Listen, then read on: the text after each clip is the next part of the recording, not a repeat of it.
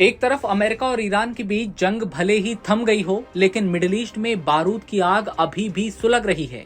Yemen के Iran समर्थित Houthi विद्रोहियों ने अब सऊदी अरब के सबसे अहम तेल इंफ्रास्ट्रक्चर को निशाना बनाने का दावा किया है। ड्रोन से ऐसे ठिकानों पर हमला किया गया जहां से दुनिया के लिए तेल की सप्लाई गुजरती है। दूसरी तरफ सऊदी अरब कह रहा है कि उसने इराक की दिशा से आए कई ड्रोन हवा में ही मार गिराए। रियाद ने इन हमलों के पीछे ईरान समर्थित मिलिशिया का हाथ भी बताया है और इराक सरकार से अपनी जमीन का इस्तेमाल रोकने की मांग की है। सवाल यह है कि क्या ईरान, इजराइल, अमेरिका के बाद अब सऊदी अरब में भयंकर धमाके होने वाले हैं? क्या लाल सागर और खाड़ी में एक और बड़ा संकट खड़ा होने वाला है? और अगर तेल के रास्तों पर खतरा बढ़ा तो दुनिया की अर्थव्यवस्था पर इसका कितना बड़ा और बुरा असर पड़ेगा? सब कुछ सिलसिलेवार तरीके से समझने की कोशिश करेंगे। अमेरिका और ईरान के बीच हालिया संघर्ष के बाद अब यमन के ईरान समर्थित हूती विद्रोहियों ने सऊदी अरब के खिलाफ बड़ा मोर्चा खोल दिया है। हूती संगठन के सैन्य प्रवक्ता याहिया सारी ने दावा किया कि उनके लड़ाकों ने कई ड्रोन की मदद से पूर्वी सऊदी अरब से लेकर यानबू बंदरगाह तक फैले हुए तेल इंफ्रास्ट्रक्चर और कच्चे तेल की सप्लाई से जुड़े कई संवेदनशील ठिकानों को निशाना बनाया। हूतियों का कहना है कि यह कार्रवाई सऊदी अरब की ओर से की गई ड्रोन घुसपैठ के जवाब में की गई है।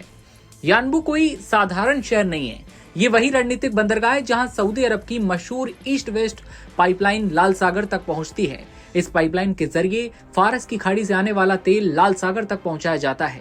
अगर इस रूट पर बड़ा हमला होता है तो वैश्विक तेल सप्लाई पर सीधा असर पड़ सकता है। उधर सऊदी रक्षा मंत्रालय ने यह भी माना है कि उसके तेल प्रतिष्ठानों को निशाना बनाने की कोशिश हुई थी।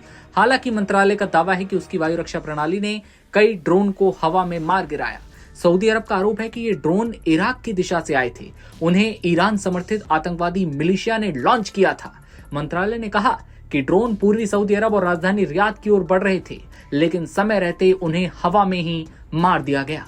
सऊदी अरब ने इस पूरे मामले पर इराक सरकार से सख्त नाराजगी जताई है। रियाद ने कहा है कि इराक अपनी जमीन का इस्तेमाल किसी भी आतंकी या मिलिशिया समूह को हमलों के लिए नहीं करने दे और इसके लिए तुरंत प्रभावी कदम उठाए। ये बयान इस बात का इशारा है कि अब क्षेत्रीय तनाव केवल यमन तक सीमित नहीं रह गया है। यही नहीं, यमन की हूती विद्रोहियों ने पहले ही सऊदी अरब के बंदरगाहों के खिलाफ नौसैनिक नाकेबंदी लागू करने का ऐलान करके रखा है। अगर ये हमले लगातार बढ़ते हैं तो केवल सऊदी अरब ही नहीं बल्कि लाल सागर और वैश्विक समुद्री व्यापार भी गंभीर संकट में पड़ सकता है।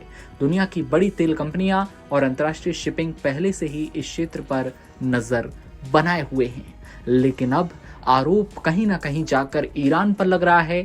ईरान के समर्थन वाले ही ये लड़ाके हैं जो सऊदी अरब में जाकर धमाके कर रहे हैं और तमाम आसपास के बंदरगाहों पर ड्रोन अटैक भी कर रहे हैं। फिलहाल इस खबर में इतना ही। जैसी अपडेट आएगा आप तक पहुंचाएंगे। आप देखते रहिए नवभारत टाइम्स।